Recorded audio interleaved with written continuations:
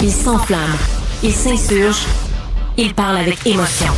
Benoît Dutrisac, aussi divertissant qu'édifiant.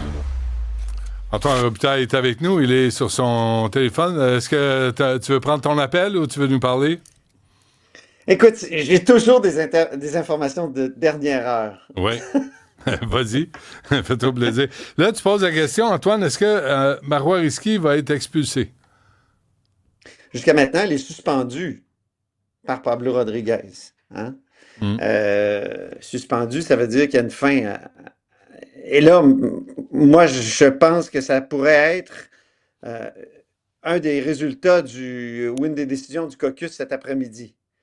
Parce qu'il va y avoir un caucus du PLQ cet après-midi. Des élus sont 18, sont tous convoqués. Il va en manquer un sans doute. Je pense pas que Grégory Kelly va être là, qui est l'époux de Marois Risky. Mm-hmm. Alors, ça va se tenir à 13h à la permanence, c'est-à-dire à la place Ville-Marie à Montréal. Là, ce qu'on essaie de nous dire, écoutez, c'est pas une gestion de crise. Moi, je trouve qu'il y a un peu de déni là-dedans. Ils veulent rassurer, me dit-on, les troupes. Il faut rassurer les élus. Il y a des gestes qui vont être posés.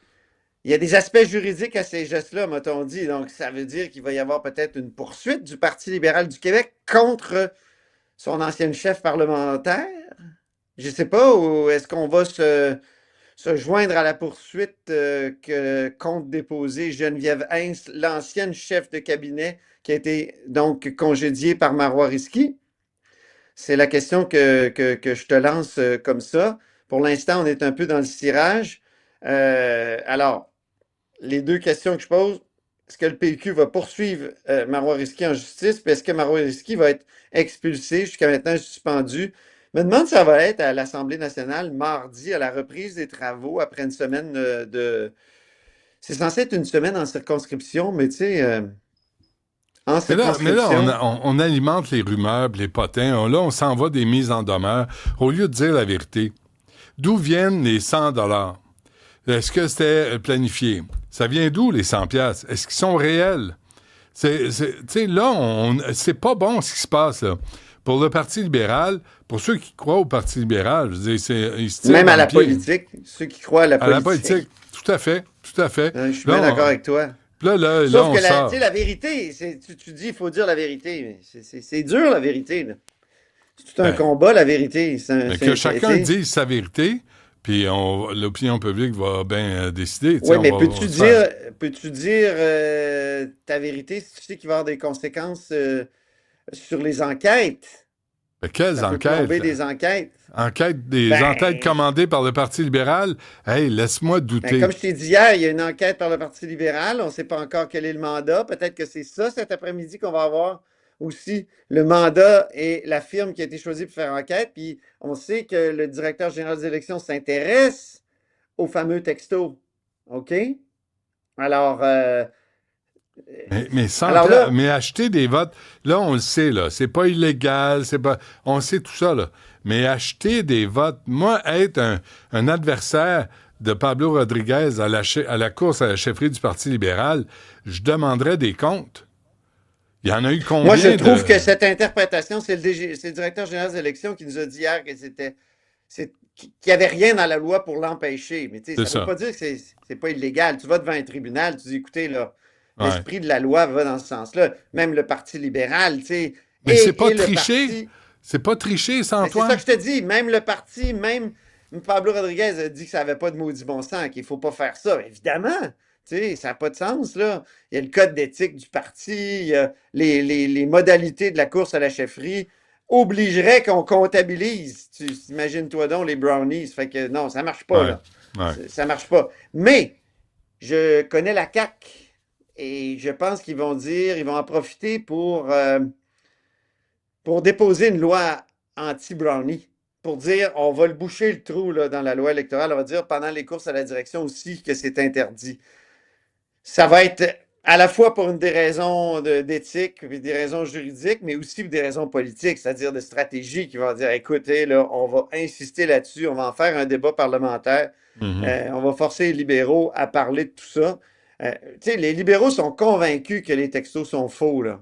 J'ai parlé hier, par exemple, à Virginie Dufour, qui a donné une entrevue aussi à Kevin Crane des Marais. Elle le dit. Donc, ça c'est intéressant. On a eu le contenu de la réponse de Mme Risky aussi.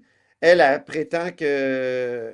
mais je ne l'ai pas eu, c'est tannant, mais non, mais là, on ne l'a pas eu, là. Là, c'est oui, mais on a pu confirmer le contenu. Donc, Geneviève Hintz, elle ne s'est pas présentée à une rencontre qui était convoquée par Marois Risky pour lui expliquer pourquoi elle voulait la mettre à la porte.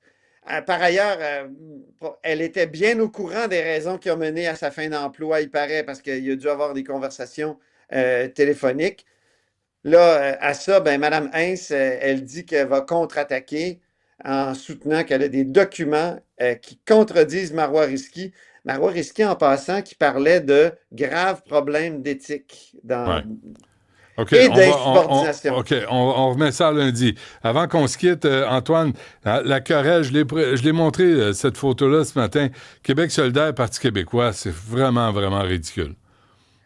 Oui, c'est ça. C'est la couverture du livre de Ruba Gazal qui est comme modifiée. Parce que le livre de Ruba Gazal, c'est les gens d'ailleurs sont aussi des gens du pays. Alors là, on modifie ça pour faire dire à Paul Saint-Pierre Plamondon, les gens d'ailleurs ne devraient pas venir d'ici. Écoute, c'est vraiment jouer dur, là. Et c'est vraiment l'Instagram de Québec solidaire qui a fait ça. Ouais. Justement, ça fait dur, j'étais au téléphone tout à l'heure pour savoir s'il allait retirer cette affaire-là. Je n'ai pas de réponse encore de la part de Québec solidaire, mais c'est vraiment l'indignation au Parti québécois. On parle d'une publication malhonnête et indigne. Honte à QS, dit Paul Saint-Pierre Plamondon. L'épouse de Paul Saint-Pierre Plamondon prend la parole. Elle dit, écoutez, là, ce visuel-là, il est populiste, dégoûtant, diffamatoire. Cherchez un seul propos de mon mari qui s'en approche, vous ne trouverez rien. Au contraire, Paul répète constamment que toutes celles et tous ceux qui se sentent québécois, qui veulent bâtir le Québec, sont bienvenus chez nous. Elle dit qu'on a reçu des menaces de mort par des personnes qui avaient cru à des mensonges de ce type-là. Alors, elle appelait Québec solidaire à retirer cette publication, à revenir à un débat basé sur les faits et sur le respect. Mais quelle bande de crétins. Pas de réponse. Quelle bande de crétins à Québec solidaire. Mais quelle bande de crétins. De haut en bas, de droite à gauche, de gauche à gauche. Quelle bande de crétins de toujours s'en prendre au Parti québécois. Alors qu'ils devraient faire alliance. Ils veulent l'indépendance du Québec? Ouais, non. Qu'est-ce qu'ils veulent au juste? C'est quoi la stratégie derrière ça? Ça va être dur de faire un camp du oui si éventuellement il y a un référendum, en tout cas, parce que ces deux-là ne sont pas capables de se voir en peinture. Puis, incroyable. Puis Québec solidaire accuse le PQ des pires mots. Ah ouais, c'était écœurant. Non, mais c'était écœurant. La stratégie aussi, pense-t-il vraiment que Paul Saint-Pierre Plamondon est un raciste? Oui, c'est ce que ça dit. Il est raciste, c'est clair, xénophobe. Et là, Québec solidaire devrait s'excuser auprès du Parti québécois, auprès de Paul Saint-Pierre Plamondon. C'est tout à fait c'est inadmissible. C'est inadmissible. Moi, je trouve ça absolument dégueulasse. Ce que Québec solidaire s'abaisse à faire, je ne sais pas dans quel but stratégique pour aller chercher des votes, mais s'ils sont à 3 % d'intention de vote, c'est tout ce qu'ils méritent. C'est encore beau que ce soit pas à un quart. C'est vraiment dégueulasse. Je sais pas. Fait qu'on se laisse là-dessus. On se laisse là-dessus. Là, les médecins, ils se parlent-tu, là? 30 secondes. Ils ont parlé à Mme Duranceau en début de semaine, lundi dernier, mais il n'y a pas vraiment de reprise des négociations. Mais quand même, Benoît, il y a un canal de communication. Bon, parfait. J'espère que ce sera pas bloqué. La FMOQ dépose sa requête aujourd'hui devant le tribunal pour contester la loi 2. OK, ça va bien. On va reparler de tout ça la semaine prochaine. Bon congé, bonne fin de semaine. Merci, Antoine. Non, je suis là la semaine prochaine. Là. Je te fais pas le coup que je t'ai fait lundi puis mardi. Tu vas être là? Ah, je vais être là, certain. Tu vas être là? Ben, je t'attends. Tu as intérêt à être là. Sinon, je vais aller te chercher à Québec. Merci, Antoine. Salut.